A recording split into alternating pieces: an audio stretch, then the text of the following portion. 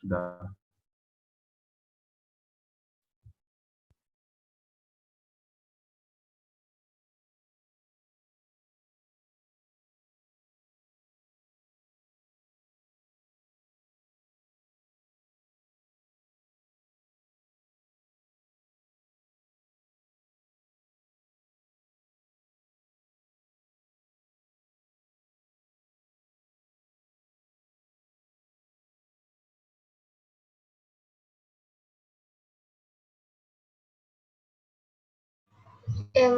Maaf Bapak, ini dibaca Pak. Ya kan dipresentasikan, masa ditampilkan saja. Judulnya apa, datanya mana, kan gitu. Terus hasilnya bagaimana, itu kan dia disampaikan. Masa diam, ya.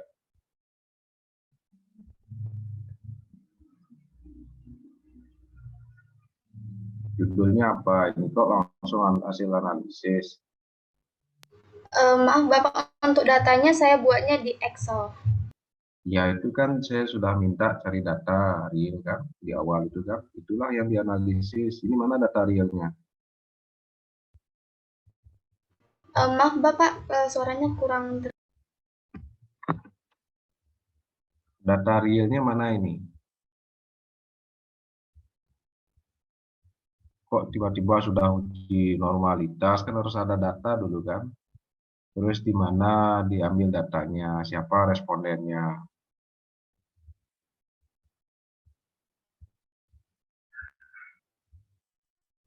Mana datanya? Sebentar Bapak, saya lagi buka Excel.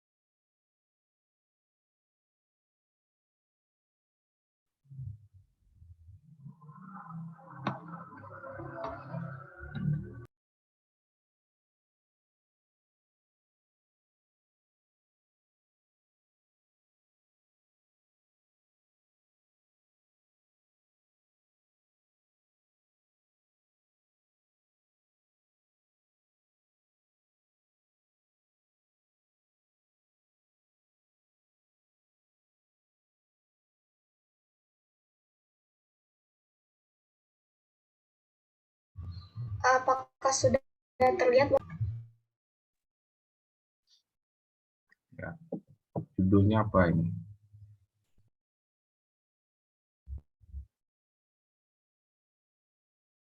Judulnya apa nih maksudnya? Judulnya apa? Setelah itu baru tampilkan datanya.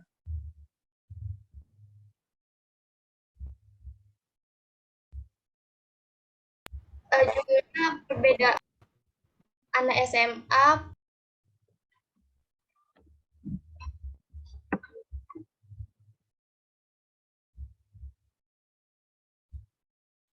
Mana judulnya? Kok tidak ada tulisannya. Gimana caranya orang tahu? Maaf Bapak, saya membuatnya. Kita lihat datanya, lihat datanya.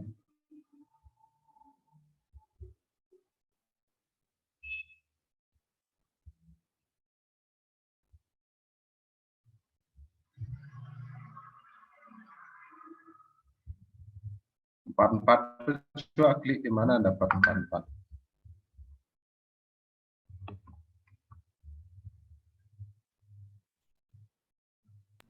Oh, yang ini Bapak.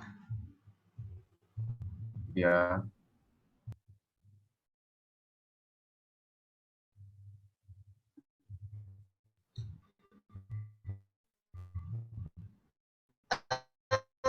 Dari UM di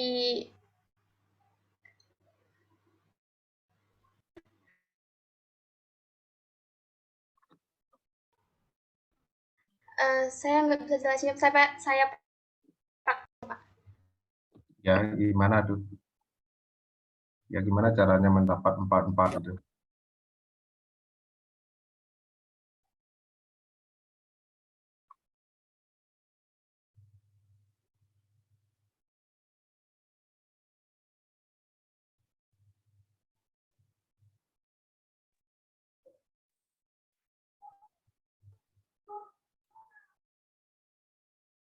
Ya, stop, stop. Nah, 16 itu di mana dapat itu?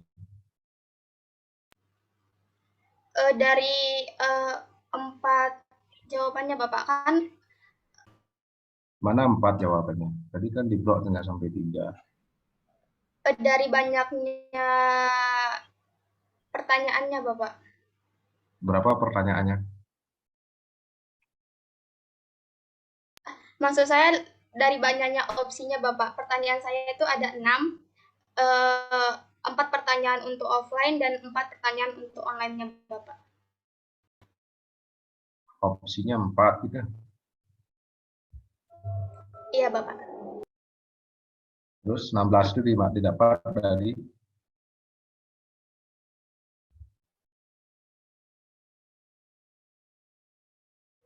Dari 4 kali 2 4 kali 2 karena berapa? membedakan dua.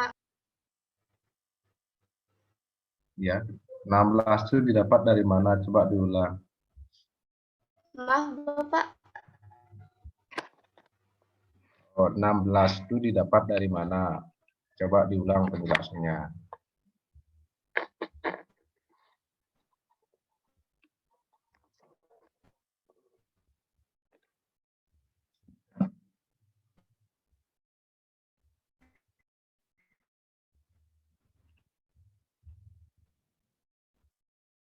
14 itu tadi kan ada 14 itu kan 100 dibagi berapa tadi itu? 14 atau 16, coba lihat itu. Coba klik yang 43 itu, diklik.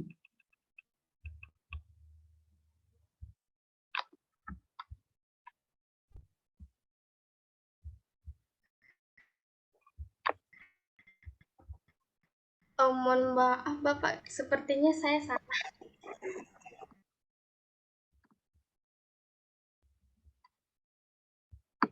Ya, apanya salah? Ini nggak bisa nyontek itu nggak bisa ya, harus dipahami ini. Nggak bisa niru file teman itu nggak bisa hanya niru saja, tapi harus paham apa yang ditiru. Ya, coba tampilkan lagi yang tadi yang Excel itu.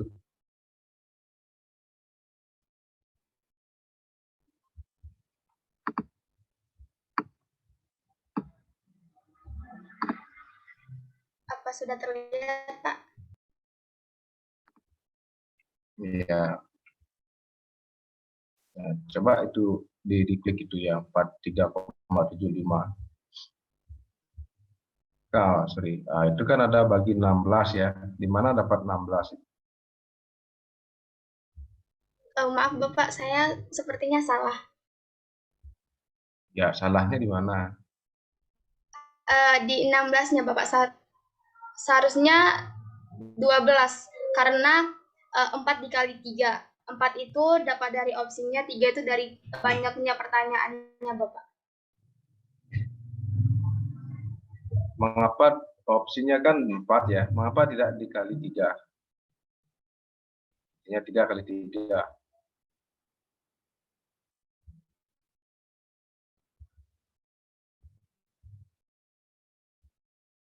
Mengapa? Kan opsinya opsi itu ada 4 ya, maksimal dia 4 kan skornya kan. Ada yang skornya 1, ada yang skornya 2, ada yang skornya 3, ada yang skornya 4. Jadi setiap pertanyaan itu skor maksimalnya adalah 4. Nah, pertanyaannya sekarang, mengapa tidak dikalikan 3? Jadi 3 pertanyaan dikalikan 3. Karena bobot pertanyaan paling tinggi itu ada 4 Pak. Ya, alasannya adalah kita menggunakan rumus SMI namanya. SMI itu adalah skor maksimal ideal. Jadi sebagai pembaginya adalah SMI. Jadi skor maksimal ideal. Nah, skor maksimal yang diidealkan berapa di sini semua? Di antara ketiga pertanyaan itu berapa? Berapa, Febri? Ya, 12 Bapak. Nah, setiap pertanyaan skor maksimalnya berapa? 4, Bapak. 4. Kalau semua pertanyaan, jumlah skor maksimalnya berapa? 16, Bapak. Kalau Maaf, semua Bapak, pertanyaan, 12. ya, ya jangan bingung ini ya, tidak boleh bingung. Jadi setiap pertanyaan itu kan skor maksimalnya adalah 4. Nah, kemudian berapa skor maksimal ideal keseluruhan? Jadi setiap butir yang skor maksimalnya 4 itu dikalikan jumlah pertanyaannya. Misalnya kalau ada pertanyaan 3 dikali skor maksimal setiap butir itu adalah 4 ya. Berarti 3 kali 4 berarti 12. Jadi SMI-nya sama dengan 12. Nah, ini kalau 16 ya salah, itu 44 itu salah, semua salah. Nah, kalau ininya salah, nanti analisis datanya juga ikut salah. Karena inilah data mentah. Jadi data ini akan mempengaruhi hasil analisis. Kalau datanya ini diinput dengan cara yang salah, nanti hasilnya juga akan salah. Nah, coba diperbaiki itu 44-nya. Kan tidak 44 itu. Judulnya apa ini? Coba tulis dulu judulnya di atas. Tidak ada judul.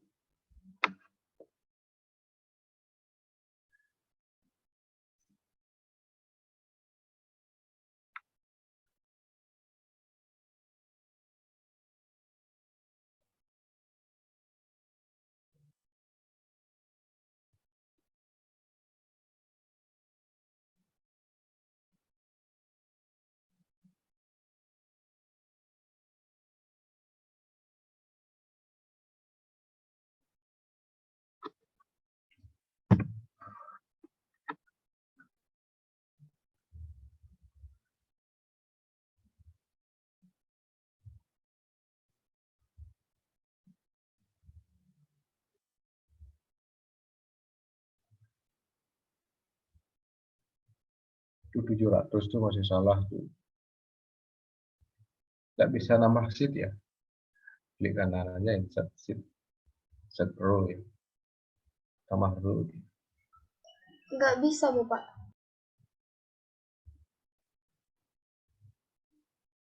Klik kanan di sana. Nggak di sana yang Di sini, Bapak. ya, yang di angka 1 itu klik kanan. Ah,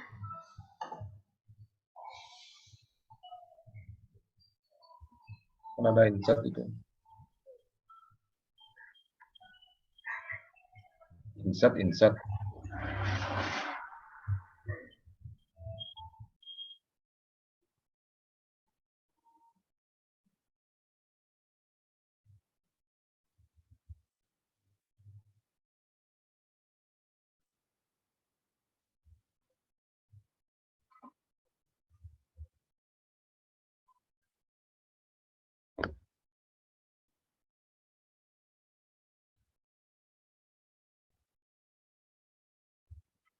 Ya.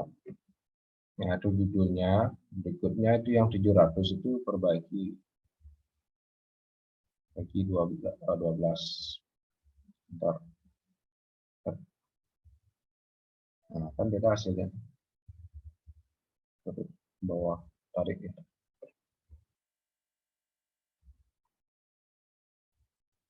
Nah, nanti diisi nanti ini. Mana yang kelas uang saku yang online, mana yang uang saku offline. Itu harus bedakan.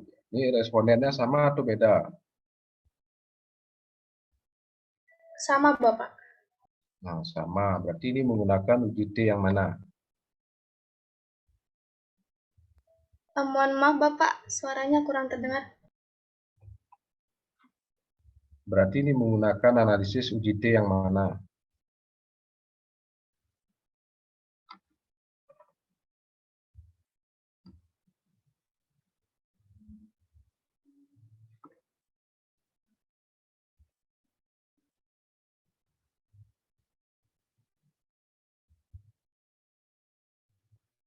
Yang mana? UJT yang mana?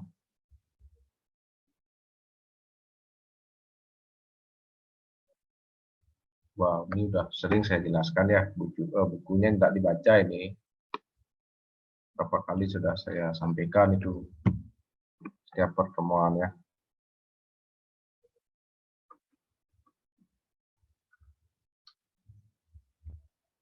Yang pirate sample t-test Bapak? Apa?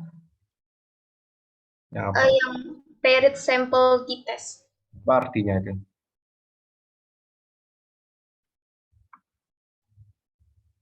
Apa artinya?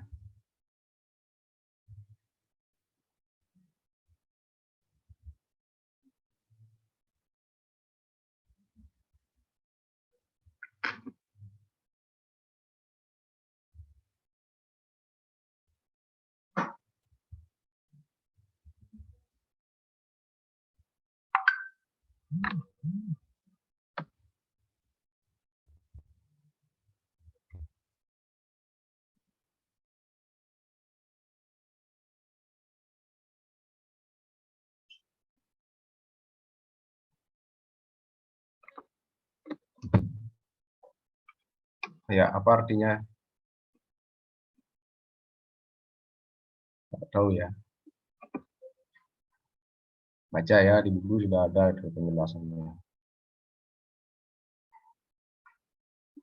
Nah, minggu depan ya saya akan rancang dan laksanakan UTS ya. Minggu depan UTS-nya adalah wawancara satu-satu. Jadi nanti satu-satu masuk room, gitu ya. Jadi tidak semua di room, satu-satu masuk room. Nah, jadi pelajari sampai di UJT. Jadi tidak ada remedi ya. Nanti berapa dapat ya segitu skornya. Kalau nggak dibaca bukunya, ya semester depan lagi dibaca.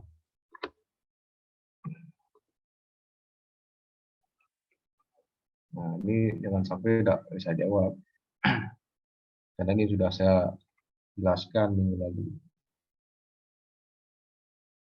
Nah, ada yang off kamera itu apakah mendengar atau tidak itu saya kurang tahu. Tetapi minggu depan itu harus bisa menjawab pertanyaan.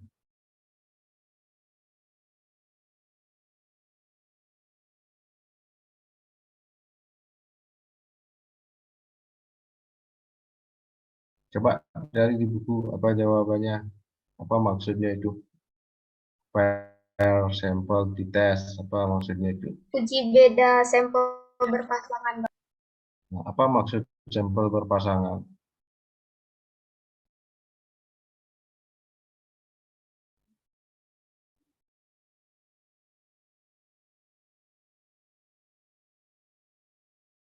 Dua sampel yang berbeda Bapak. Apanya berbeda?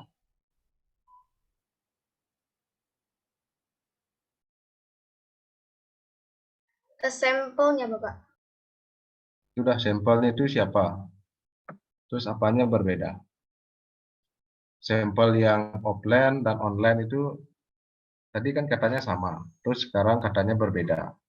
Terus apanya berbeda? Ini tidak paham ini, belum paham ini. Apanya berbeda?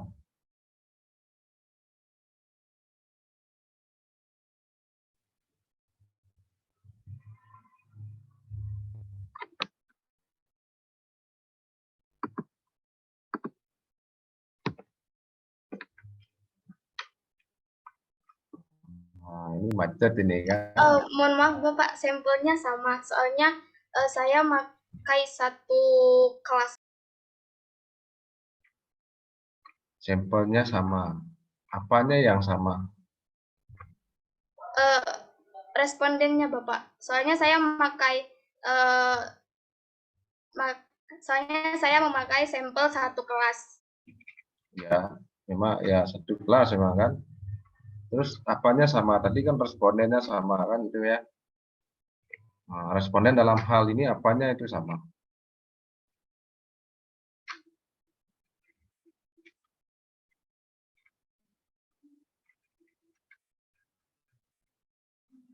Apanya?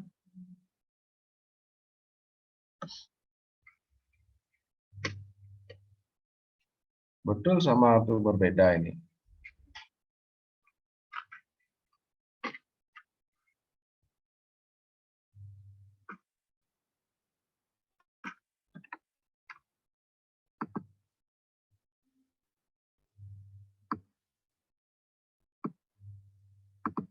Ya, yang lain Anda bisa jawab nggak? Yang lain, silahkan yang lain bisa jawab nggak?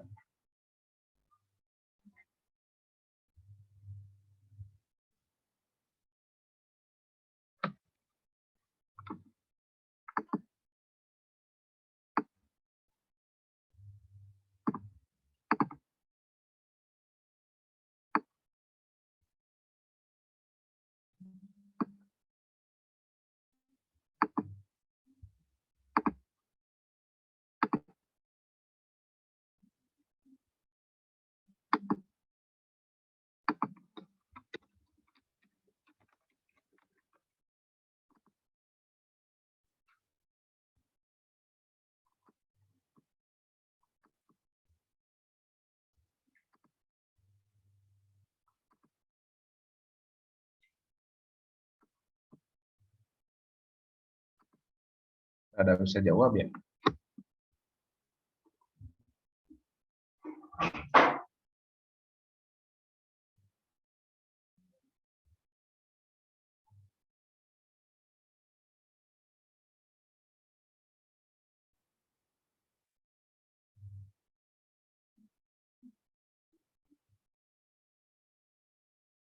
Bernada, apa jawabannya?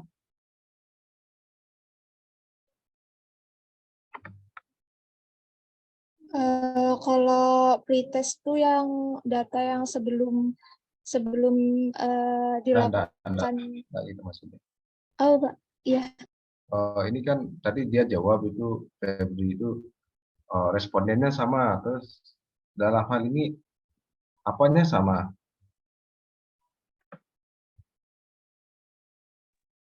Mungkin maksudnya Febri itu sama gimana, Feb? Sama apanya? Apanya sama ini? Kan respondennya sama. Maksud sama itu gimana? Mungkin si Febri bisa dijelaskan lagi. Soalnya maksudnya bapaknya tuh mungkin kayak gini, Feb. Respondennya tuh ini merujuk kemana, SMP atau SMA gitu. Kalau misalnya SMA kelas apa gitu. Kalau misalnya kelas kayak kayak IPS kelas A gitu, yang berarti kan itu sama dua-duanya kelas IPS 1A gitu. Kalau misalnya kayak berbeda berarti yang satunya kelas 1A, yang satunya lagi kelas 2A. Mungkin seperti itu. Ya, betul ya. Itu harus bisa jelaskan spesifik itu. Ya, jangan nanti respondennya sama. Terus sama gimana maksudnya? Ya harus bisa jelaskan. Ya Pak, ini sama. Yang artinya bahwa yang mengisi kuesioner pada pembelajaran online itu adalah kelas A, kelas A siswa SMP. Misalnya apa namanya? Siswa SMP kelas 10 kelas 7A ya SMP. Nah, jadi siswa SMP kelas 7A. Kemudian kuesioner untuk pembelajaran offline, nah itu juga diisi oleh siswa yang sama, yaitu siswa SMP kelas 7A.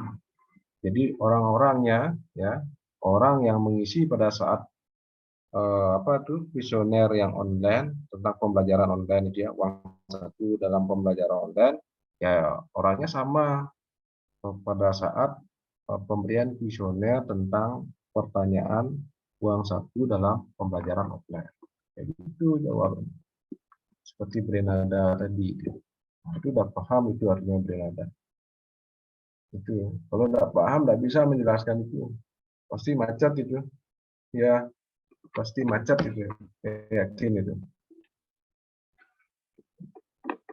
Makanya ini statistik itu tidak usah dihafal, ya. Nah, kalau di buku mungkin tidak sedetail itu gini ya penjelasannya. Nah, sehingga di kuliah ini saya sudah sampaikan itu ya, sehingga ada dari teman saudara dan ada bisa menjelaskan.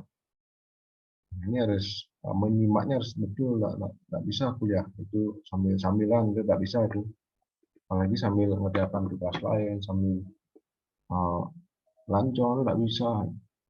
Statistik itu nggak bisa seperti itu. Termasuk mata kuliah yang lain nggak sulit itu. Itu. Nah, ini perlu belajar lagi ya. Febri Anissa Siregar.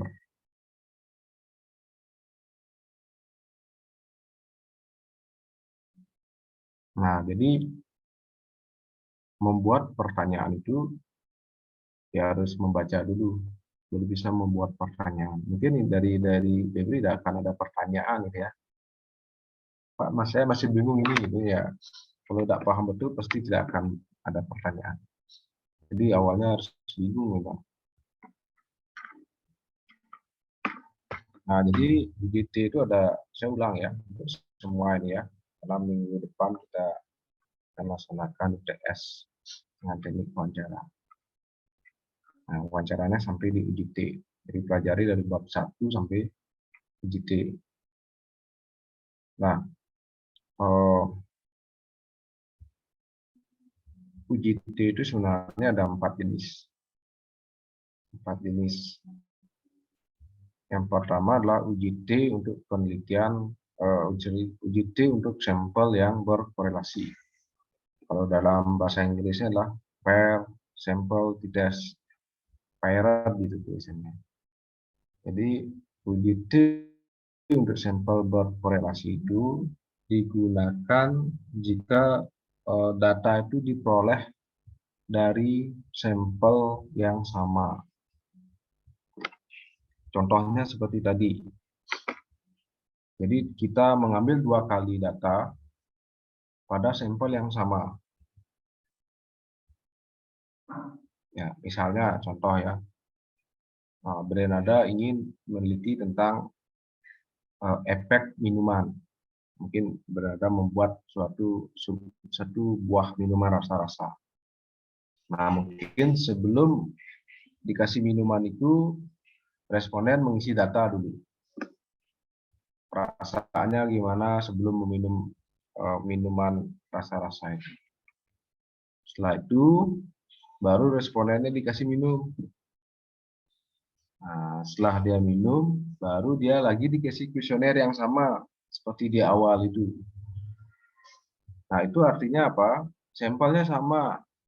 Jadi orang yang diberikan kuesioner atau diambil datanya antara di awal dan di akhir itu adalah orang yang sama. Nah, itulah yang disebut dengan UGT untuk sampel yang berkorelasi. Nah, terus dalam analisis SPSS-nya adalah cari di sana paired sample t-test. Jadi UGT untuk sampel yang berkorelasi, berpasangan ya. Itu konsepnya, pahami dengan baik. Yang kedua adalah UGT untuk sampel tidak berkorelasi. Nama lainnya adalah UGT sampel independen, nama lainnya. Kalau di bahasa Inggrisnya itu di SPSS independent t-test. Ya, jadi di sana lawan dari paired t-test ya. Jadi dia sampelnya tidak berkorelasi. Contohnya kelas, contohnya misalnya gini, ingin meneliti tentang pengaruh Instagram, gitu ya. Jadi remaja kelas A SMP ini ya, dikasih dia menggunakan sosial media Instagram. Sedangkan kelas B, SMP, dia tidak menggunakan sosial media. Nah, antara kelas A dan kelas B itu hanya sekali diambil datanya. Hanya sekali. Jadi setelah penerapan media sosial. Jadi kelas A diambil sekali datanya, kelas B diambil sekali datanya. Nah, sekarang dibandingkan ini, kelas A dengan kelas B. Ada perbedaan sikap ya dari media sosial. Jadi nanti ingin diketahui dampak media sosial terhadap perilaku atau sikap. Nah, itu uji T-nya adalah uji T sampel independen. Artinya sampel kelas A dan kelas B itu adalah berasal dari orang-orang yang berbeda. Jadi kelas A dan kelas B tidak mungkin orangnya sama, pasti berbeda. Nah, itu namanya uji T sampel tidak berkorelasi atau sampel tidak sampel independen ya. Independen, dia berdiri sendiri. Nah, ini yang paling banyak atau sering digunakan ya untuk penelitian-penelitian di mahasiswa S1. Jadi yang lebih bagus yang sebenarnya adalah yang uji T sampel independen. Karena kita bisa membandingkan dengan yang kelas lain atau kelompok lain. Gitu ya. Nah, kalau yang sampel berkorelasi ya masih ini ya masih lemah sama hasilnya. Nah, itu dua jenis uji T. Kemudian yang ketiga adalah uji T penelitian empiris. Ya, uji T penelitian empiris. Ya, artinya apa? Kita melakukan uji T tanpa melakukan eksperimen. Nah, kalau tadi kan kita harus bereksperimen ya, dengan menerapkan misalnya tadi menerapkan sosial media, dengan menerapkan minuman rasa-rasa ya, itu eksperimen namanya. Yang ketiga ini uji T-nya adalah uji T penelitian empiris, yang artinya bahwa kita tidak perlu melakukan eksperimen. Jadi data itu sudah ada dan tidak perlu melakukan eksperimen. Contoh, yang punyanya siapa nih, Febri ini, kalau dilihat dari judulnya ini, uji T apa ini?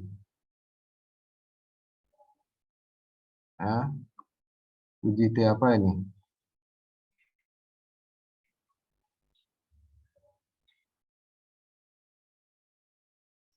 Apakah kita melakukan eksperimen di sana? Tidak, ya. Kita tidak melakukan eksperimen di sana, ya. Nah, kita hanya mengambil data yang sudah ada berupa pemberian kuesioner di sana. Nah, di sana kan ada uang saku. Jadi perbedaan uang saku siswa pada saat pembelajaran online dan offline. Ya, ada itu adalah kegiatan yang sudah berlangsung. Nah, dan tanpa dieksperimenkan, dia hanya mengalir begitu saja. Nah, itulah datanya kita jaring. Nah, itu disebut dengan penelitian empiris N1 sama dengan N2. Nah, sekarang pertanyaan saya, N1 sama dengan N2 ada di sini? N1-nya berapa di sini? Berapa, Febri? N1-nya berapa? N1 itu adalah jumlah responden sebelum diberikan ini, sebelum apa namanya? N1 adalah pada saat pembelajaran online. Nah, sama ada N1-nya dengan N2, jumlah respondennya.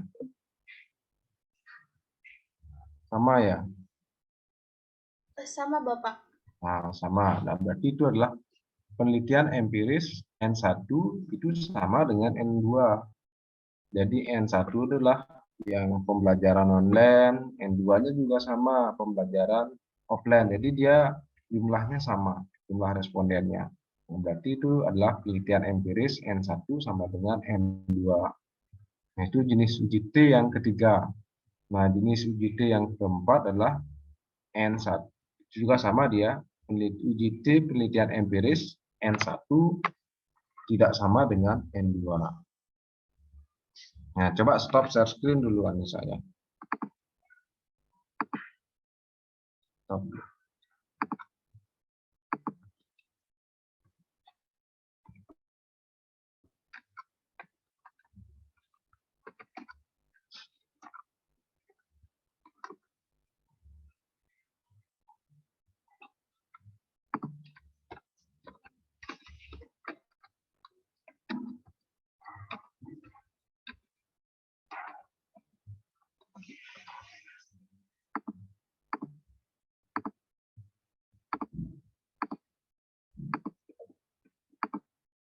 Sudah muncul ya di layar.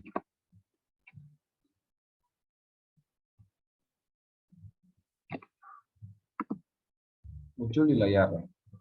Sudah, Sudah, Pak. Bapak.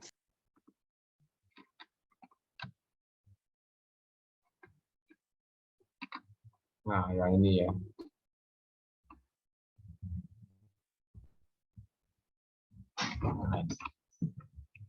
Uji T untuk penelitian empiris N1 sama dengan N2.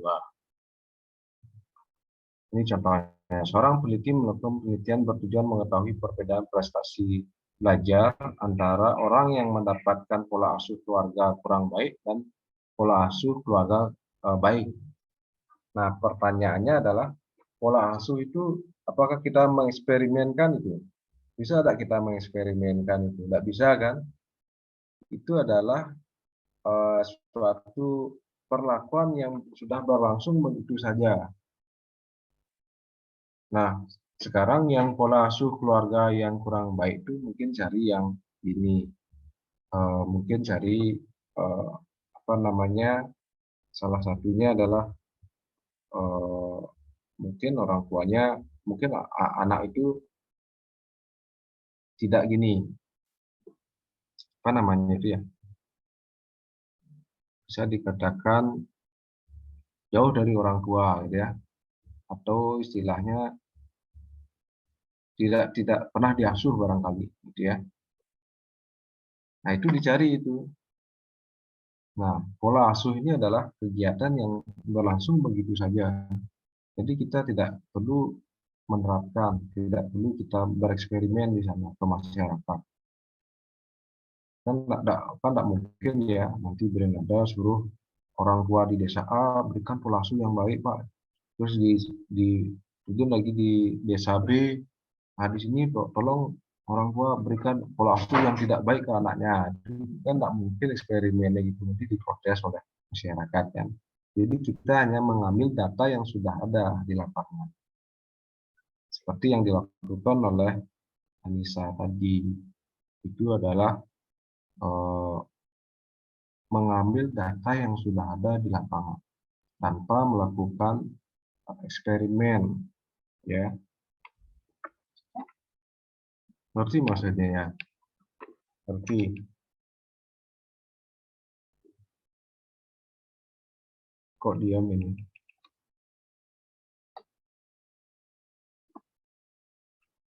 Febri itu ngerti apa enggak maksudnya? Nah, Febri itu ini jenisnya, yang BT yang ini jenis. Kalau dilihat Mengerti, dari Bapak. judul. Gimana? Mengerti, Bapak. Ya, untuk depan harus bisa jawab ya.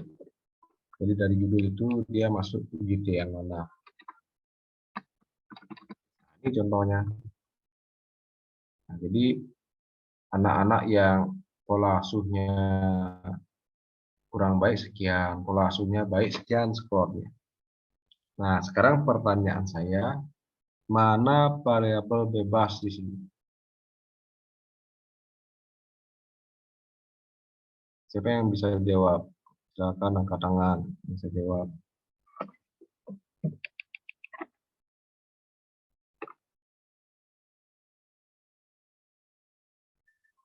Variabel bebasnya mana?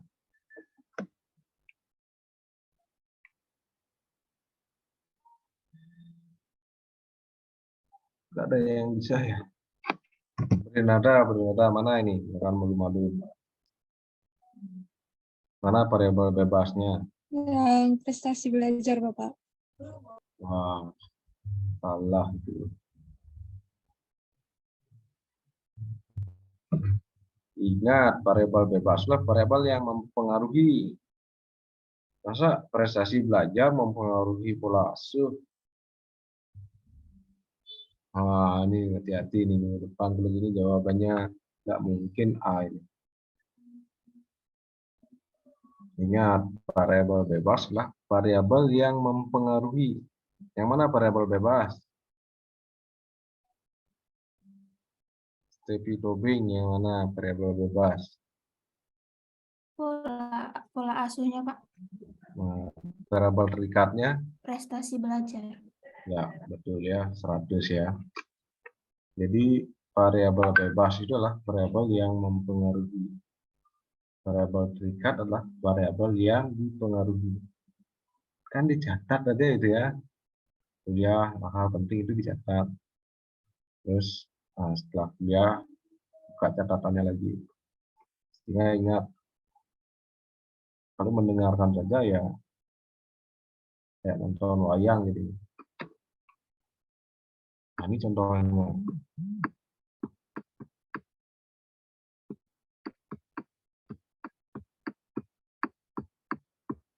Nah, nanti analisisnya adalah menggunakan ini rumusnya nanti.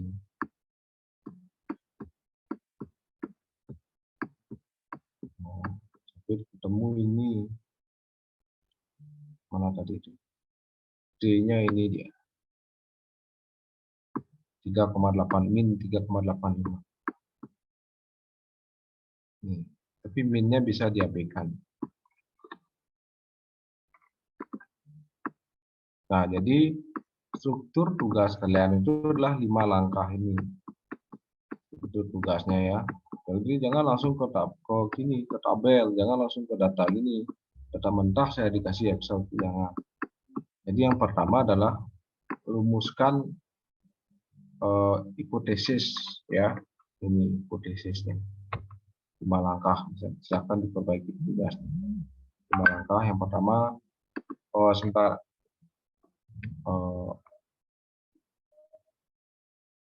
6 langkah ya, biar mudah. Ini 6 langkah.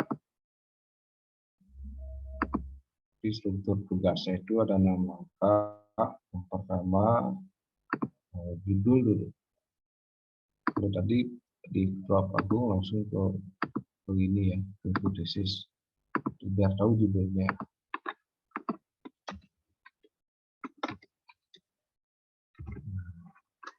Judul, start ini. Kedua baru hipotesis. Ketiga adalah kerja statistik.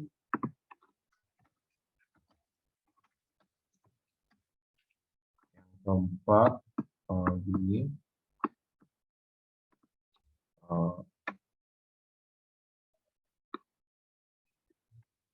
masukkan data ke dalam rumus. Yang kelima itu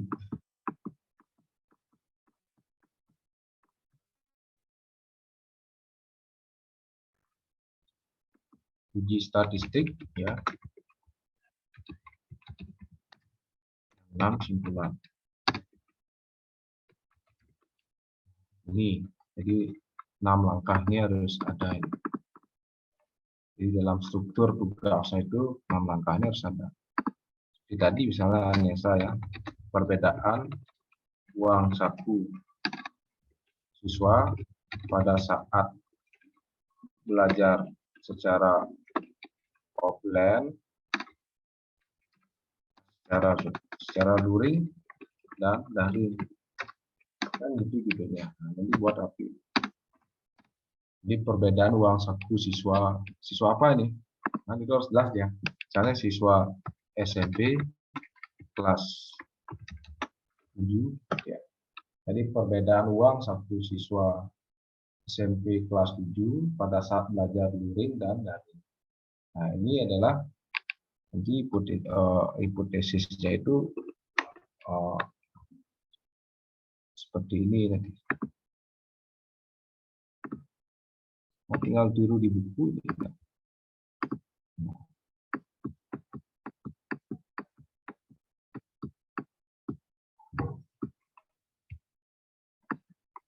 Nah, ini hipotesisnya. Jadi H0 dan H1. H0 berbunyi tidak terdapat perbedaan yang signifikan, ya. Uang saku, jumlah uang saku siswa, jumlah uang saku antara siswa yang ini jadinya. Nah, saya coba ya bantu merumuskan hipotesisnya.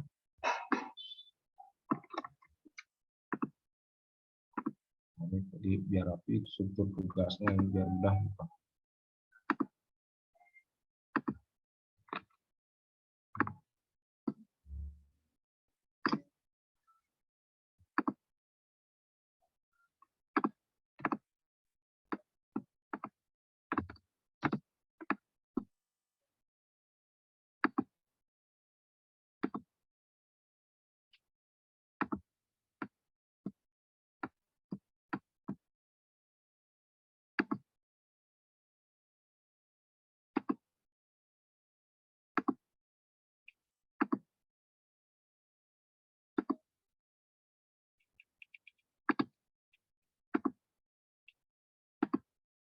Sudah terlihat ya file wordnya ya.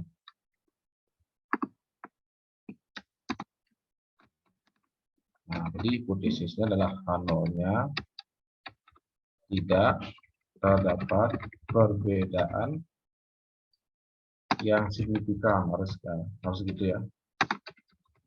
Harus bersih kata itu. Jadi tidak terdapat perbedaan yang signifikan uang saku antara uang saku siswa pada antara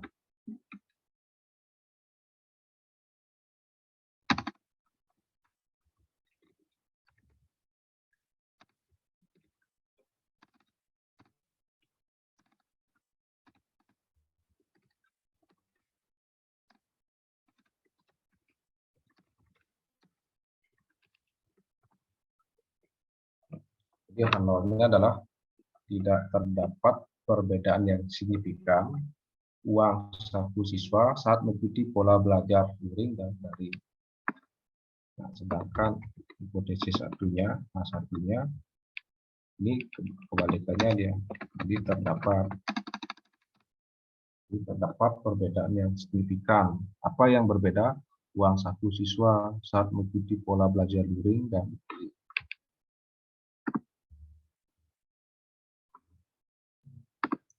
Itu contoh ya, bisa dipahami ya membuat hipotesis. Nanti lihat aja di buku itu sudah ada contohnya. Nah, jadi kalian harus tahu dulu variabelnya ya, mana variabel terikat, mana variabel bebas. Nah, dalam uji T itu hanya dua ada variabel, satu variabel bebas, satu variabel terikat. Hanya dua itu saja variabelnya. Nah, jadi ada variabel yang mempengaruhi, ada variabel yang dipengaruhi. Nah, biasanya variabel yang mempengaruhi itu berada di luar diri siswa. Contohnya, uang saku itu kalau bisa sih gini ya.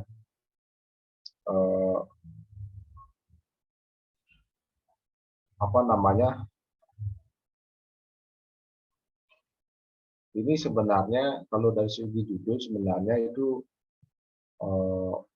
masih dia variabel itu di luar diri. Uang saku itu di mana dia letaknya uang saku? Di dalam diri siswa atau di luar dirinya? Uang saku. Di mana nih? Siapa dan ini?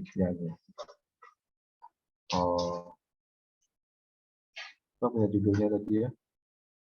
Kok hilang dia? Orangnya mana ini? Ya, uang saku itu berada di mana dia? Di luar diri siswa atau di dalam diri siswa? Uang saku. Firna Jayanti. Di dalam diri siswa, Pak. Masa uang saku di dalam diri siswa ya? Berarti di dalam perutnya ya, uang saku itu. Gimana? Di luar, Pak. Di luar di mana itu, Eva Listiana? Luar diri, nggak di dalam diri. Iya, di luar diri. Nah, mungkin uang saku dalam diri, memang taruh di dalam otak, ditaruh di, nggak bisa. Nah, artinya bahwa uang saku itu ada di luar diri siswa. Sekarang belajar luring dan daring itu berada di dalam atau di luar itu? Di dalam diri siswa atau di luar diri siswa? Kalau mau cara belajar luring dan daring. Di Nah, luar diri. ya di luar diri. Luring dan daring ya. Misalnya Zoom sekarang ini kan adalah daring. Jadi metode daring ini menggunakan Zoom itu kan berada di luar diri kita. Berada di luar diri siswa. Nah, sebenarnya dari segi judul itu gini dia kurang pas itu ya. Kurang pas. Karena apa? Ada harus variabel dari dalam dan ada variabel luar. Kalau penelitian pendidikan ya. Nah, harusnya nanti bisa seperti ini ya. Pengaruh ya, perbedaan uang saku antara anak di kota dan anak di desa terhadap prestasi belajar. Jadi prestasi belajar itu adalah sesuatu yang ada di dalam pikiran anak-anak. Jadi di dalam otaknya itu. Jadi kalau otaknya sudah memiliki pengetahuan, nah dia cenderung bisa berprestasi kan. Ada pengaruhnya itu nanti uang sakunya. Misalnya dikasih uang saku besar, ternyata prestasi belajarnya bagus.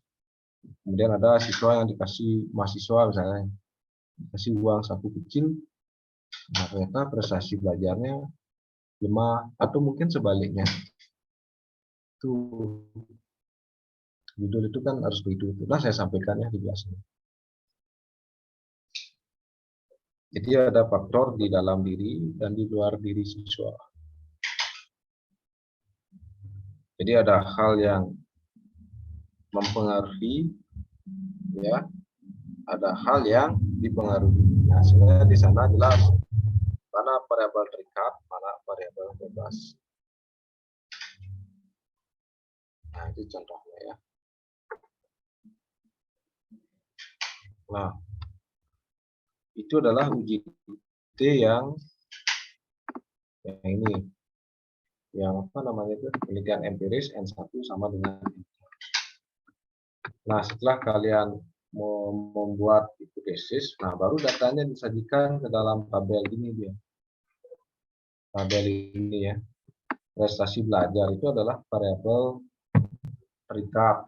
X1 itu adalah variabel bebas. X1 X itu ya. Jadi X1 itulah yang sebelum, X2 sesudah.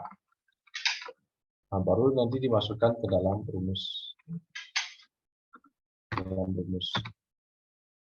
Nah, jadi kalian kan sudah mencoba SPSS-nya. Nah, sekarang itu adalah dicoba manualnya.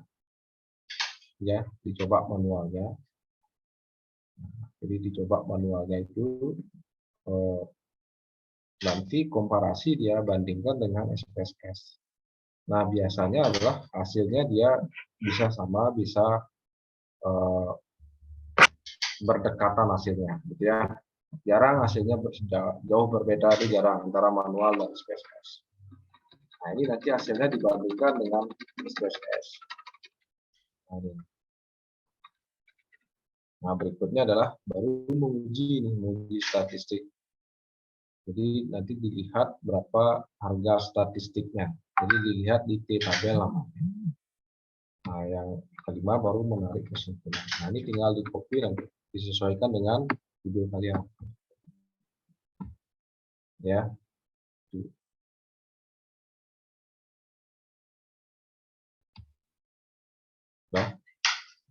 Nah, jadi yang punyanya apa tadi? Febri itu ya. Nah, itu adalah uji T uji T penelitian empiris N1 sudah sama dengan N2. Itu uji T yang nomor 3. Nah, sekarang adalah uji T yang nomor 4 itu bentuknya seperti ini. Nah, jadi nomor 4 uji T untuk penelitian empiris N1-nya tidak sama dengan N2. Ini biar N. Kan berbeda kan? N1-nya itu kan 15, N2-nya hanya 10. Maka rumusnya yang ini gunakan. Penelitian empiris N1 tidak sama dengan N2. Nah, ini rumusnya. Nah, ini rumusnya. Rumusnya tidak sulit sebenarnya, tinggal masukkan angka-angka.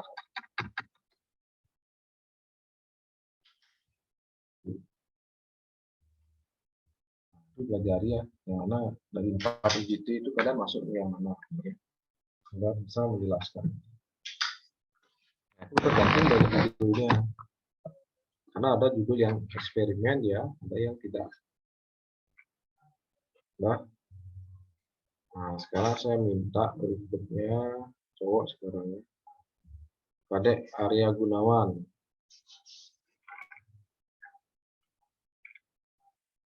Mana nih Kadek Arya Gunawan? Kadek Arya Gunawan. Izin konfirmasi Bapak, tadi Arya ada di chat di room chat bilang lagi ada persembahyaan. Oh gitu ya. Imade Alit Putra.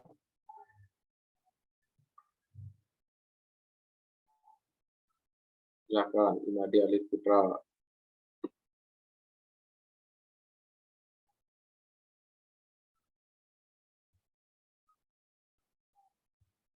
Tidak ada ya, tidak hadir ini ya.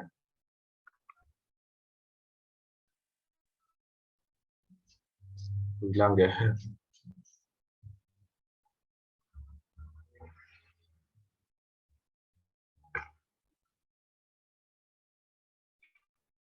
Yudi, Rek Yudi. Yudi 2 ini pakai pangkat ya. Yudi silakan. Ini sebentar Pak. Ya.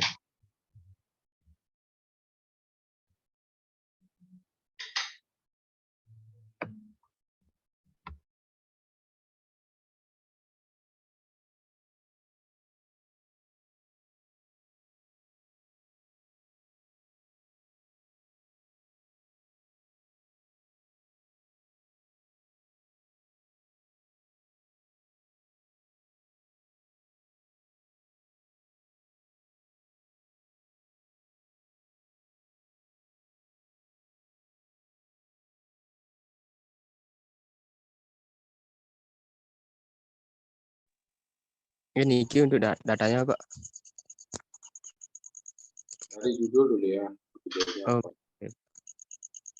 Baik Pak, untuk judul penelitian saya itu yaitu pengaruh pembuatan proposal PKM terhadap kreativitas karya mahasiswa Undiksa Pak. Untuk sasarannya itu mahasiswa Undiksa semester 1 dan semester 3. Untuk penentuan populasi yaitu 30 mahasiswa Pak. Kemudian untuk sampel yaitu 28 mahasiswa. Ya. Terus untuk data di sini saya cuma dapat satu Pak. Pas mengisi kuesioner itu Pak. Terus yang Saya sebelum belum, ya Pak, yang sebelum itu Pak. yang sebelum PKM itu belum ada datanya.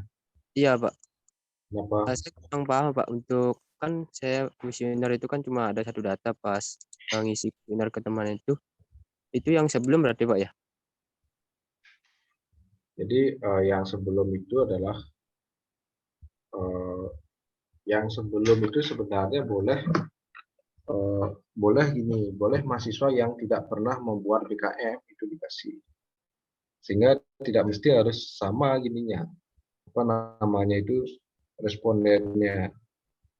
Misalnya 30 mahasiswa 28 mahasiswa yang sudah pernah membuat, kemudian mungkin ada 30 mahasiswa yang belum pernah membuat. Kalau ini kan sudah pernah jadinya dia kan, karena Oh iya Pak. kejadian peristiwa ini kan sudah lewat ya. Berarti kan misalnya Agus Pratista ini kan sudah pernah membuat ya kan. Nah, Iya. sehingga sekarang yang dicari adalah mahasiswa yang belum pernah membuat. Siapa yang belum pernah membuat PKM di sini? Ada ya? Pasti Oh ada itu ya. pasti ada Pak. Nah, itu yang dikasih visionernya, sehingga respondennya ya tidak orang ini lagi. Itu. Nah, ini dari segi judul, coba lihat ke atas ya.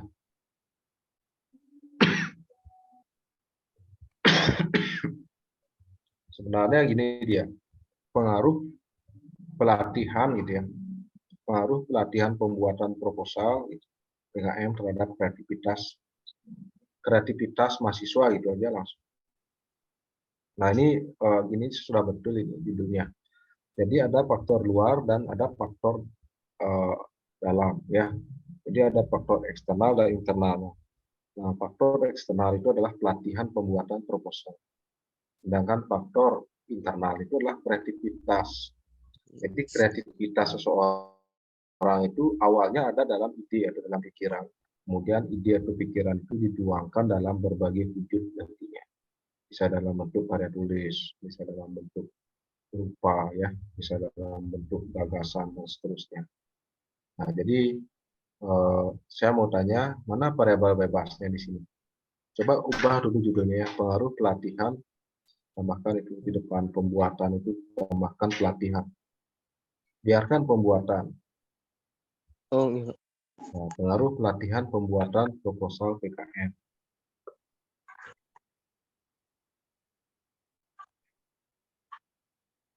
Nah, mana variabel bebasnya di sini? Variabel bebas itu yang kreativitas tuh. Nah, masih salah lagi itu. PKM itu Pak. Variabel bebas itulah variabel yang mempengaruhi masa kreativitas mempengaruhi ini pembuatan proposal. Pembuatannya Pak. Ya, kreativitas itu kan ada di dalam diri, ya. Masa kreativitas ada di atas meja kan nggak mungkin. Ya. Nah, jadi pengaruh mana yang kita teliti adalah pelatihan ini berpengaruh tidak dengan kreativitas. Contohnya gini, Judi itu ikut UKM apa? UKM Oh, gini Pak. Catur Pak. catur. Nah, kalau tidak dikasih papan catur, bisa tidak berkreasi di sana, berkreasi bisa tidak? Enggak Kan bisa tidak Pak. bisa kan? Nah, makanya harus ada faktor eksternalnya, harus ada papan catur. Nah, sehingga kita bisa berkreativitas dalam permainan catur itu, harus bisa gunakan catur. Nah, jadi ada faktor eksternalnya, sehingga kita bisa internal itu bagus. Sama seperti kalau sakit gitu ya. Nah, misalnya demam itu apa itu? Apa itu demam? Kan faktor internal. Jadi ada di dalam diri. Misalnya demamnya 37. Sedangkan faktor eksternalnya apa di sana? Yang bisa menyembuhkan demam apa?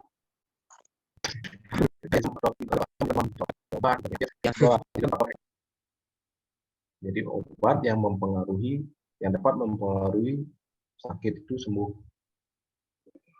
Ya, demam itu ya, obat sakit. Sehingga obat itu sebenarnya sudah dieksperimenkan sebelumnya. Nah, jadi ini harus lengkapi datanya ya. Oke Pak. Lengkapi datanya. Nah, minggu depan ini harus selesai semua ya. Nanti akan saya tambahkan tugasnya lagi 3 ya. Lagi 3. Ini kan baru satu UJT-nya, baru satu jenis. Nah, ini UJT yang mana ini kira-kira? Kan ada dari 4 itu, ini UJT yang mana ini? Kalau ini yang independen juga. Yang mana? Sampel independen. Iya, Pak. Awalnya mahasiswa yang saya ambil itu sampelnya yang umum, Pak. Misalnya semester 1 aja awalnya, Pak. Ya, Awalnya bukan gitu, Pak. ya, bukan gitu maksud independen itu bukan itu. Jadi independen itu adalah sampelnya berbeda dia. Jadi yang misalnya sebelum membuat PKM itu orangnya berbeda dengan setelah membuat PKM itu sampel independen namanya. Nah ini penelitian adalah penelitian empiris ini.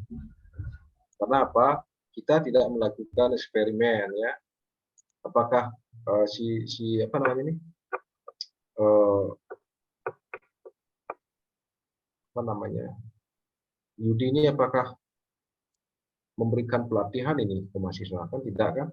Enggak, Pak.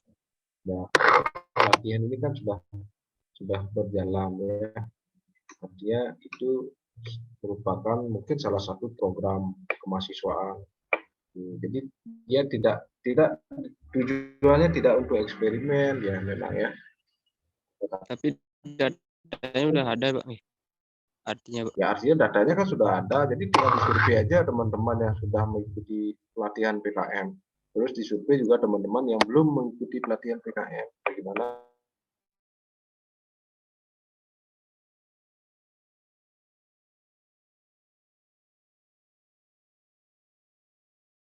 harus berpikir kritis.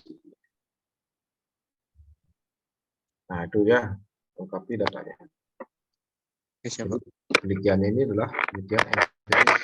Tapi N-nya berapa yang sebelum mengikuti PKM, berapa orang?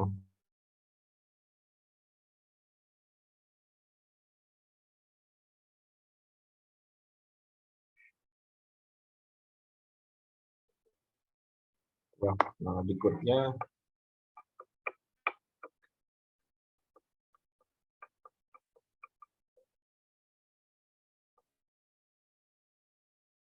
Brenada, sudah Brenada ya. Coba lihat punyanya Brenada. Oke, Bapak, izin share screen.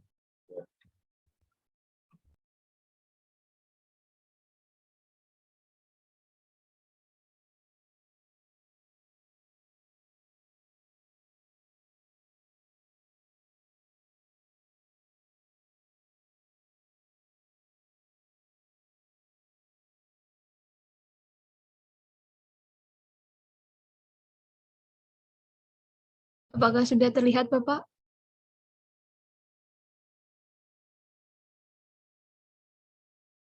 Ya lanjut. Judulnya mana? Tadi judul respondennya berapa? Populasi. Ini, oke, Bapak. Judul penelitian saya yaitu perbedaan gender dalam sikap entrepreneur mahasiswa Fakultas Ilmu Pendidikan. Nah, populasi yang saya ambil yaitu 30 orang. Jadi 30 laki-laki, satunya lagi 30 perempuan, Bapak.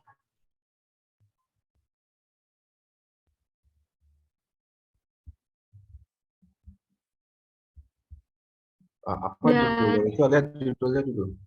oh ya Bapak. Judulnya ini Bapak. Perbedaan gender dalam sikap entrepreneur mahasiswa Fakultas Ilmu Pendidikan. Oh gini juga judulnya. Pengaruh perbedaan gender terhadap sikap entrepreneur gitu ya.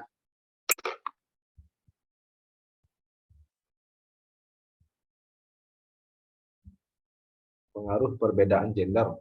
Itu hasil itu ubah itu. Delete yang di depan itu. Hasil dari responden tidak usah langsung saja lugas gitu ya. Nah, hilangkan itu. Pengaruh perbedaan gender terhadap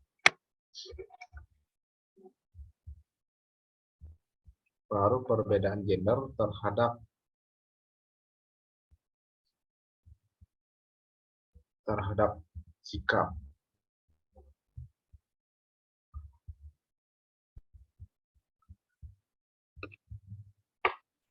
Nah, sebenarnya ini karena gender dan sikap itu sebenarnya faktor dalam ya.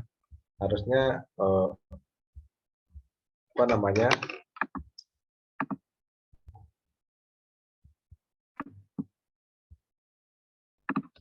seharusnya dia tidak dicari pengaruhnya, tapi dicari korelasi sebenarnya dalam ya, tapi ini karena masih satu ya, harusnya itu ini dia ada hubungan antara gender dengan sikap, itu boleh itu diteliti sedikit.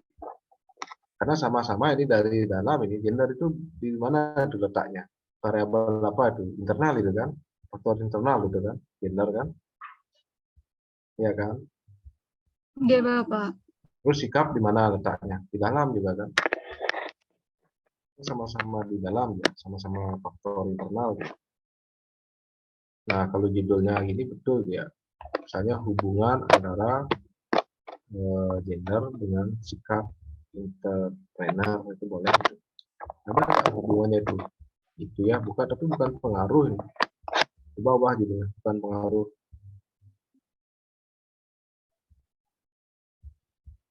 Jadi hubungan antara gender dan antara gender dan sikap entrepreneur.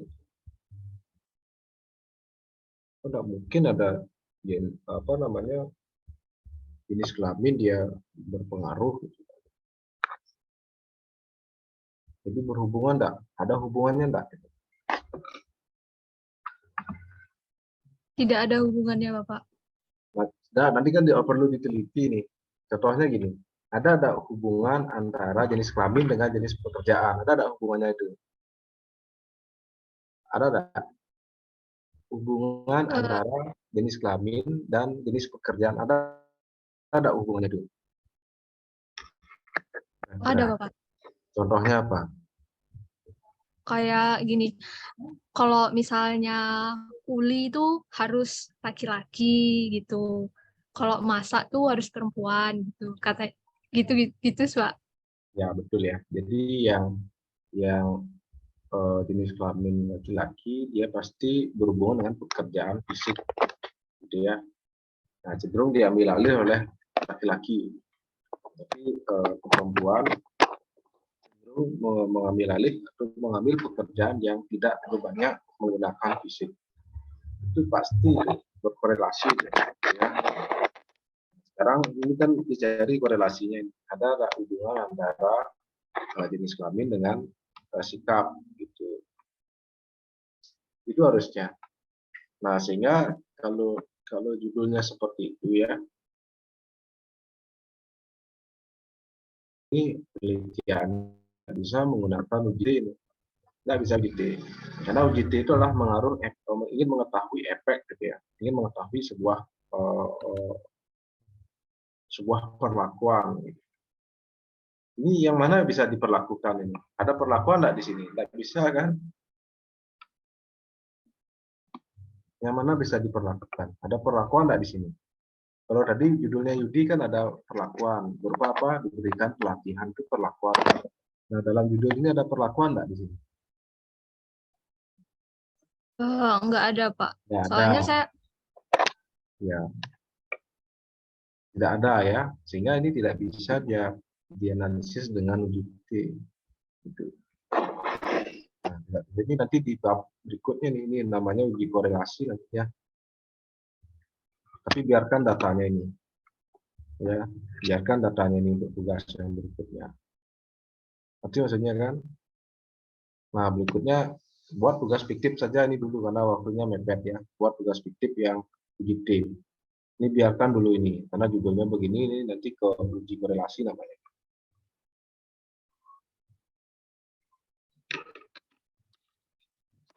Nah, tadi maksudnya kan berapa ya? berarti pakai apa namanya? Tugas cari responden lagi seperti itu, Bapak.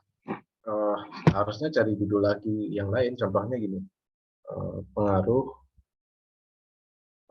kuliah ya, carinya ya, pengaruh kuliah entrepreneurship ya. Ada mata kuliah itu ya? Iya, ada, Bapak. Nah, itu ya. Nah, pengaruh mata kuliah entrepreneurship terhadap sikap entrepreneur mahasiswa. Itu boleh judulnya. Jadi coba disurvei tuh mahasiswa-mahasiswa yang sudah mengikuti mata kuliah itu. Terus survei juga mahasiswa yang tidak mengikuti mata kuliah itu. Ada perbedaannya sikapnya. Itu boleh judulnya gitu. Itu bisa dengan begitu. Nah ya, perbaiki seperti itu judulnya. Ini biarkan ini yang sudah disurvei. Nah, nanti coba cari di mana ya. Ini caranya survei saja mahasiswa TP yang sudah mengikuti mata kuliah entrepreneur, terus survei juga mahasiswa semester 1 barangkali ya, yang belum mengikuti mata kuliah entrepreneur.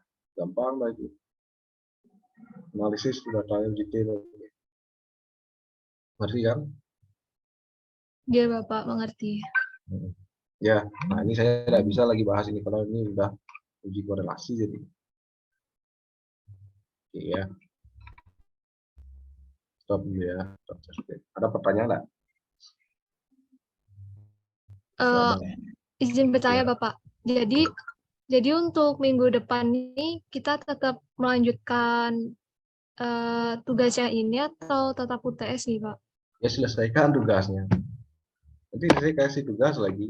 Tujuan tugas itu adalah agar kalian bisa jawab UTS.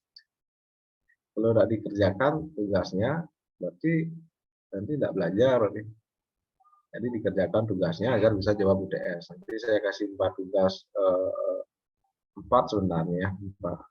Nah, kalau itu dikerjakan, ditunggu minggu depan, dikerjakan, nah nanti kalian saya harapkan bisa jawab UTS. Jadi ketika kalian mengerjakan itu sebenarnya sudah proses belajar untuk UTS. Ada lagi? Oke, baik, Bapak. Izin stop screen, Bapak. Ya.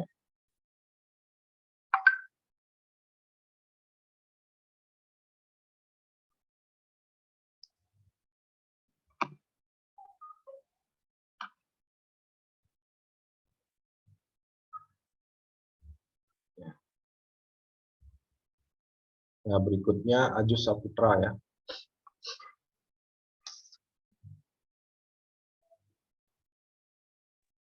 Baik, izin share screen, Pak.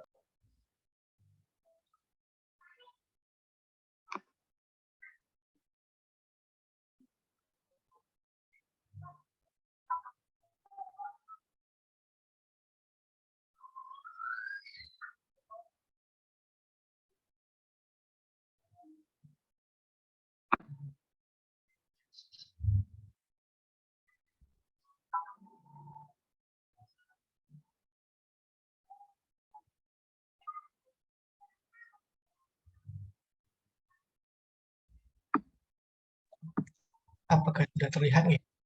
Nah, sudah.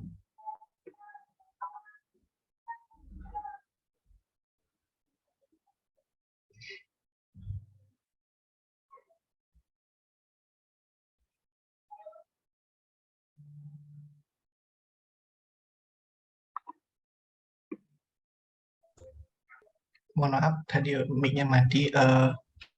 Baik, judul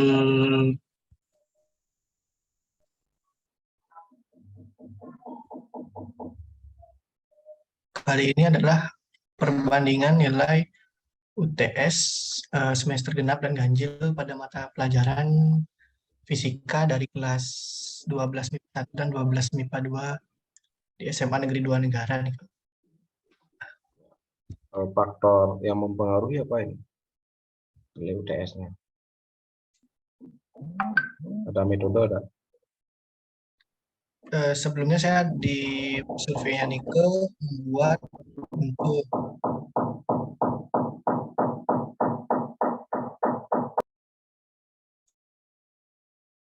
Pertanyaannya apa ini? Sehingga dapat nilai ini. Misalnya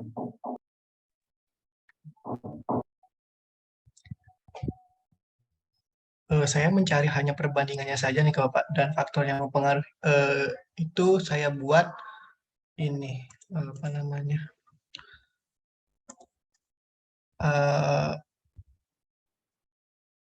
kendala-kendala yang dialami saat belajar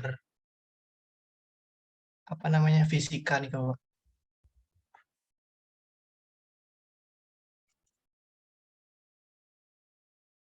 Oh, harusnya gini dia. Misalnya nilai UTS gitu ya. Mungkin kelas ini, kelas A dia apa nih MIPA 1 dia belajar dengan cara daring atau dengan metode ceramah. Dia kelas MIPA 2, MIPA 2 ini dengan metode diskusi gitu ya. Nah, mungkin itu dicari tahu ke sekolah ya. Coba tanya itu gurunya, sama enggak metodenya, apa yang berbeda dari dua kelas ini? Ya, ini kan skornya udah dapat ya, nilainya kan udah Ini dapat. skornya dapat. Nah, coba tanyakan gurunya itu. Dari ini alma maternya ya. Kenapa Bapak? Ini sekolahnya ini di alma maternya ya, Negara. Oke, alumni saya nih kebetulan kenal dengan gurunya nih Bapak. Nah, coba tanyakan itu di kelas MIPA 1 metode apa yang digunakan Pak? Ya. Apakah sama MIPA 1 dengan MIPA 2 metodenya? Gitu. Nanti bisa dia judulnya gini dia, perbedaan nilai UTS antara siswa yang menggunakan metode diskusi dan metode ceramah. Boleh judulnya seperti itu. Atau boleh juga judulnya pengaruh metode diskusi terhadap nilai siswa atau hasil belajar siswa. Itu jadi judul. Kita tahu dari 87 itu di mana dapat 87 kan gitu ya. Oh, ternyata dampak dari belajar dengan metode ceramah. Terus ada skornya 8 berapa itu? Yang kelas MIPA 85 gitu ya. 85. Nah, barangkali dia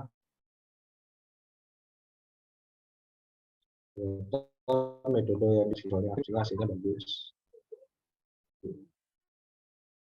Jadi ada gini dia, ada faktor apa namanya, ada faktor luar yang mempengaruhi. Nah, nanti kalau dianalisis ini sebenarnya bisa saja sih dianalisis, cuman membuat kesimpulan kita tidak bisa. Ngerti maksudnya? Kesimpulannya apa jadinya? Apa yang mempengaruhi nilai ini? Apa jawabannya? Nah, ya, apa aja? Apa yang mempengaruhi nilai ini jadinya? Kan tidak ada jadinya kan yang mempengaruhi kan? Ya, betul. Tidak ada jadinya. Nah, kadang nanti jawaban guru tuh, wah sama Pak, sama dek ininya ini metodenya itu. Nah, coba nanti digali apa yang berbeda dari kelas A dan kelas B Pak perlakuannya. Nah, mungkin itu nanti bisa dijadikan judul. Gurunya siapa nih? Saudaranya? Ada saudara? Nah,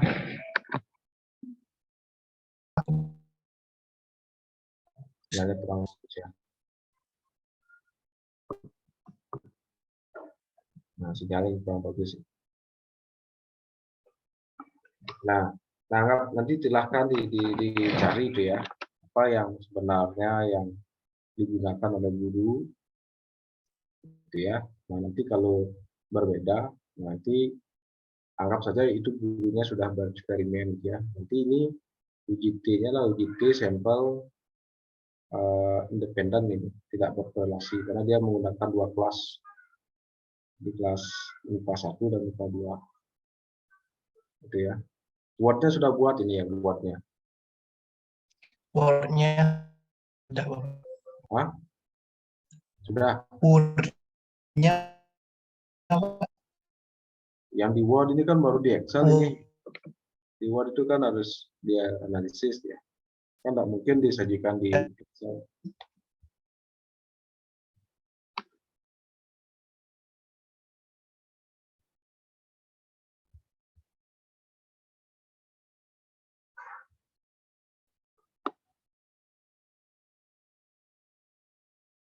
ini apakah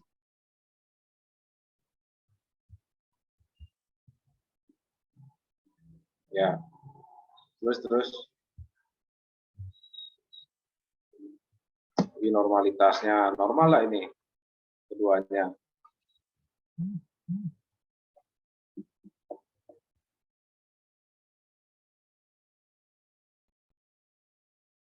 Nah, salah kesimpulannya itu masa 0,009 lebih besar daripada 0,05. Betul itu. Gimana matematikanya? Itu masa 0,009 lebih besar daripada 0,05, betul itu. Betul lebih besar itu. Lebih kecil Oh, itu. salah memasukkan saya, Pak. Aduh, Lebih 0, kecil itu. Nah, ini sering ini mahasiswanya banyak yang dulu saya lihat itu copy paste dia. Banyak ininya salah, ini cara membacanya salah. Karena dia tidak cermat. Gitu. Nah, coba lihat ke bawah lagi homogenitasnya, lihat 0,149 lebih besar daripada 0,05. Nah, itu betul itu. Nah, GT-nya mana? Nah, ini betul independen ini karena dia bahasa beda deh. GT-nya adalah tapi saya masih mengalami kebingungan di sini, Bapak, untuk menyimpulkan dari ini. Karena saya sampai mencari di tutorial YouTube, bahkan saya masih agak sedikit bingung ke Bapak. yang mana bingung. Nah, GT-nya kan itu dapat kalau dihitung manual hasilnya min 0,823 kalau dihitung manual ya, itu hasilnya. Nah, kalau pakai SPSS nanti tinggal dibaca 0,414. Tahu nggak itu? Sig to tail itu ada sig. Jangan uji app, dengan app-nya dilihat. Dengan app. Kan ada T itu ya, tulisan T kan. 0 min 0, memang nolnya tidak tertulis dia kan. Min titik 823 itu uji T hasilnya kalau kita analisis dengan cara manual ya. Artinya kita masukkan ke dalam rumus statistik, nanti hasilnya itu. Nah, terus bisa juga dibaca dengan cara melihat sig to tail-nya itu, yaitu 0,414. Titik itu sebenarnya di depannya ada 0, itu cuma tidak tercetak dia di output SPSS. Nah, berdasarkan uji T independen diketahui nilai signifikansinya adalah sig-nya itu ya. Sig itu singkatan dari signifikansi yang diperoleh adalah 0,414. Titik itu kan bahasa Inggris itu ya. Ubah dia dari koma karena kita di bahasa Indonesia. Titik-titik itu ubah jadi koma. 0,414 itu ubah titiknya jadi koma. Karena ini bahasa Indonesia. 0,05 itu titik ubah jadi koma. Nah, memang 0,414 lebih besar daripada 0,05, maka dapat disimpulkan bahwa bahwa kesimpulannya gini nanti, apa namanya itu, tidak ada pengaruh ya, tidak ada pengaruh nanti, tidak ada pengaruh, nanti dia di kesimpulannya Prof. Agung untuk nanti tiru aja. Jadi tidak ada nanti gini perbedaan nilai UTS antara siswa MIPA 1 yang belajar dengan metode ceramah dengan siswa MIPA 2 yang belajar dengan metode diskusi, itu jadinya ya. Ya, jadi yang kita ingin ketahui efeknya adalah metode itu. Nah, tapi analisisnya sudah benar ini, cara analisisnya sudah benar. Cuman cara membacanya harus memberikan deskripsi dari tabel ini. Nah, itu harus ini dia harus lengkap. Lihat di Pak Agung. Sudah ada pertanyaan, ada yang bingung lagi? Gimana bingung?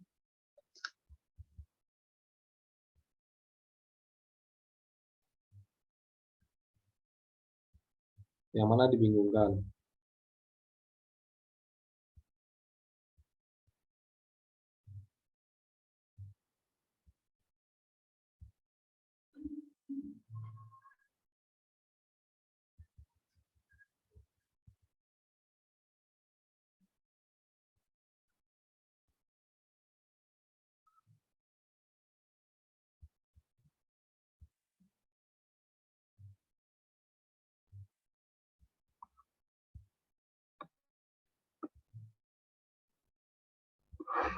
Ada lagi yang dibingungkan?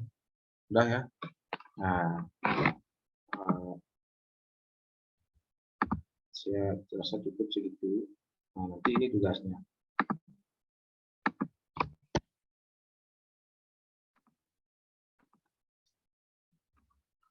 Nah, ini untuk latihan cepatnya ya.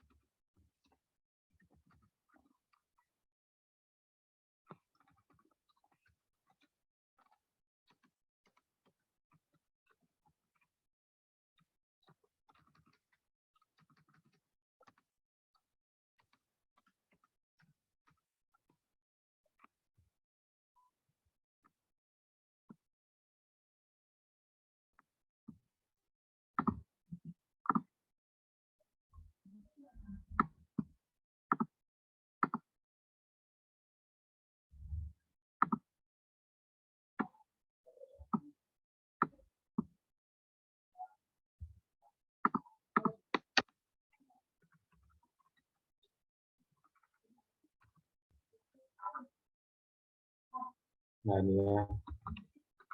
Adalah praktikkan UJT untuk sampel berkorelasi. Praktikkan UJT sampel independen. Praktikkan UJT penelitian empiris N1 sama dengan N2. Praktikkan UJT penelitian empiris N1 tidak sama dengan N2. Nah, berikutnya adalah tugas ini dibuat di Microsoft Word. Kemudian yang ini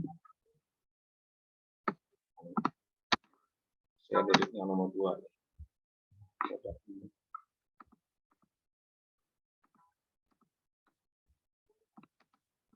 Nah, setiap jenis UJT memuat 6 aspek berikut: judul penelitian, hipotesis, tabel kerja statistik, masukkan data ke dalam rumus. Nah, ini kan rumus manual dan SPSS.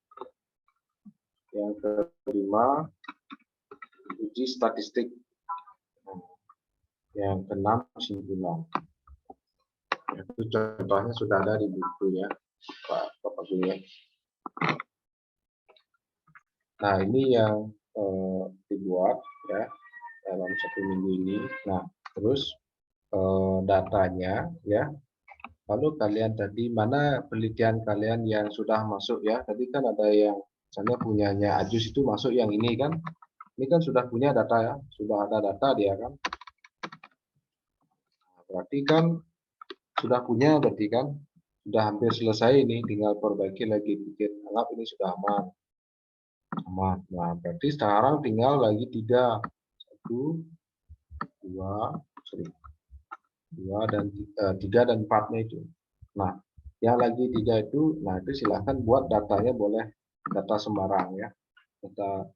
Jadi silahkan kalian yang buat datanya. Nah, jadi yang ini yang original ini. Jadi kalian mengambil datanya sesuai di lapangan. Nah, yang ini silahkan buat datanya sembarang ya. Nah, itu saja. Nah, ini kan tergantung nanti mahasiswa nanti yang mana dia. Kalau tadi yang punyanya Grenada cenderung yang ini apa tadi ya, korelasi dia ya. Belum ada berarti masuk. Nah, kalau belum ada perbaiki lagi dikit videonya. Itu caranya ya. Nah, seperti itu tugasnya ini dikerjakan bisa ini selesai ya 1 minggu karena kalau fiktif datanya bisa cepat selesai.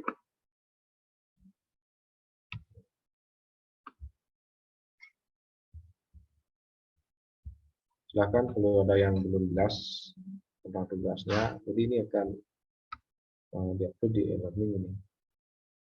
Minggu depan ya, berarti Rabu depan.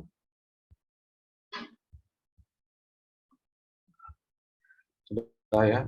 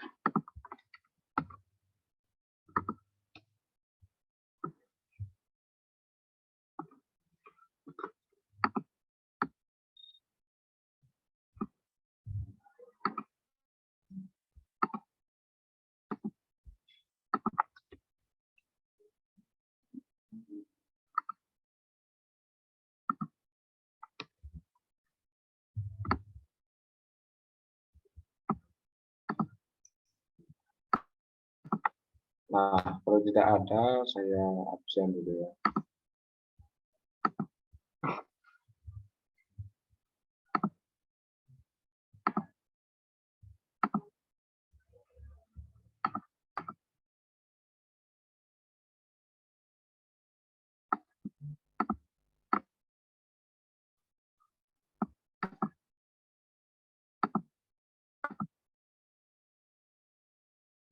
Dwi Nugraha.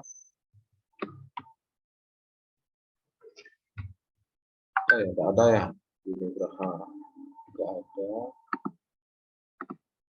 Elsa Claudia. Hadir, Bapak. Utari Putri.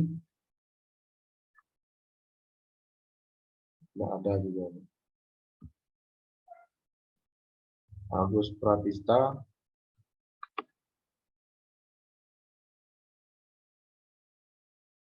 Agus Pratista.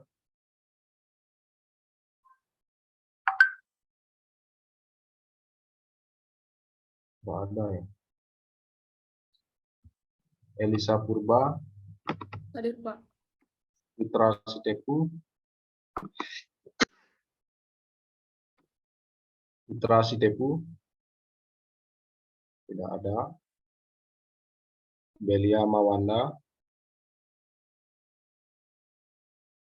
Belia Mawanda. Tidak ada. Eva Listiana.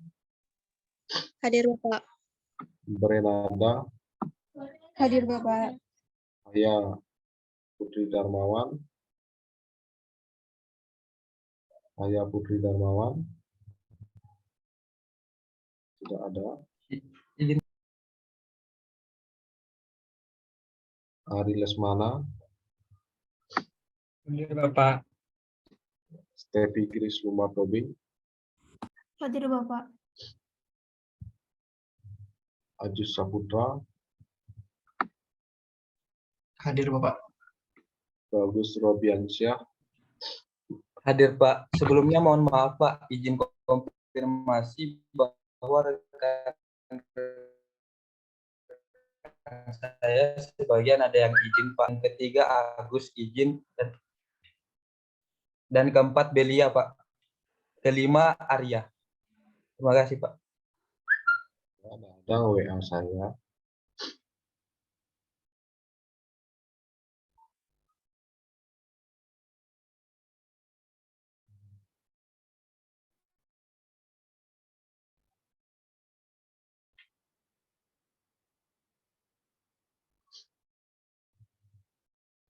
Nggak ada di WA, nggak ada. Mohon maaf Bapak. Mereka mau konfirmasi di grup nih ke Bapak.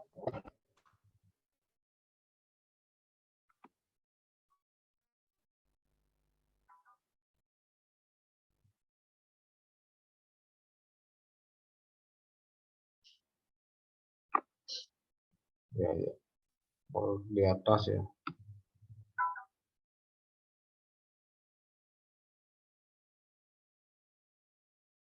Nah, yang di grup itu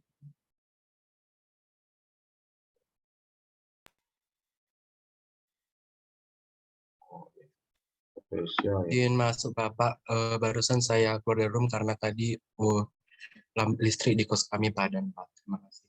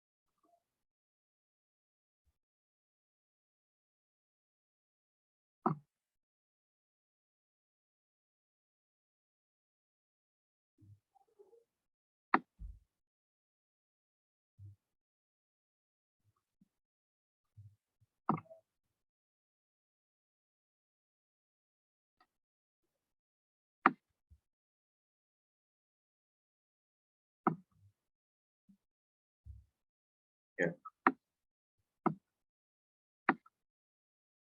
Seperti di Nugraha ada ya keterangan di sini. Semua sudah. Stepi Grace Lumba Tobing sudah ya.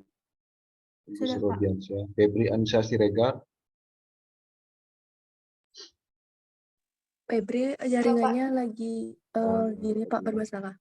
Marta Yudi Ariana tadi hadir ya. Udadi Abdul Humah. Hadir Bapak. Khalid Kusuma Karang. Hadir Bapak. Widayani. Hadir Pak. Firna Jayanti. Hadir Pak. Oke, ya. Nah, itu yang di WA sudah saya input ya. Yang di WA yang minta izin itu sudah saya input. Nah, jadi silakan itu tugasnya sudah saya share ke Forti ya. Draftnya silakan nanti dikerjakan. Kalau ada yang bingung, nanti boleh gini ya. Boleh apa namanya? WA saya mungkin mau ketemu di kampus juga boleh. Nanti kita kuliahnya sampai di sini, sudah 2 jam ya. Ya, jadi semoga tugasnya bisa diselesaikan dengan baik dan UTS-nya bisa berjalan lancar. Nah, itu harapan saya. Kalau tidak ada pertanyaan, saya tutup perkuliahan ini dengan mengaturkan Om Santi. Om Santi.